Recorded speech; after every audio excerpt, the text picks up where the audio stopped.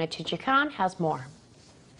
An interesting statement on Iraq, considering President Obama himself that the invasion of Iraq in 2003 led to the creation of al-Qaeda in Iraq, which then became ISIL. In Washington, we hear the same categorical position.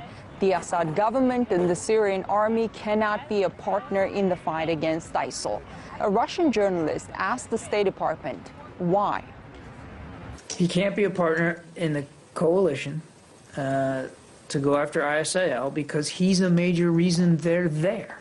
Many people in my part of the world believe that the reason for the ISIL existence is the policy of regime change that is pursued by the US and the American allies.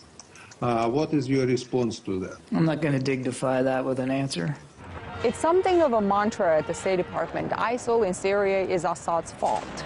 If that is the case, then what about the declassified U.S. Defense Intelligence Agency report from 2012 showing U.S. policymakers knew that the major driving forces behind the insurgency in Syria were extremists, but went on to support the insurgency anyway because they badly wanted Assad to be gone. They had the intelligence before ISIL was in the headlines.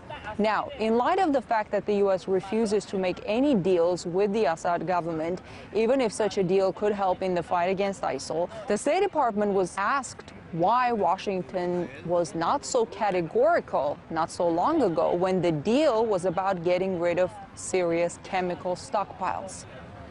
Why was Assad a legitimate partner for the chemical weapons and he is not a legitimate partner for fighting ISIL?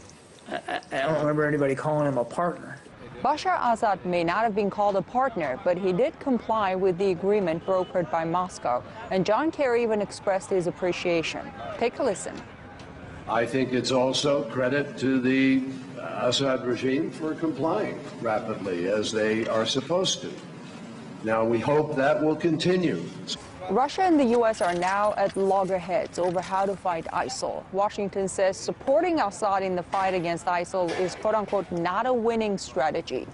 Russia says whatever the U.S. has been doing so far is not working. So maybe it's time for the U.S. to change its strategy. In Washington, I'm Ganesh Chekyan, RT.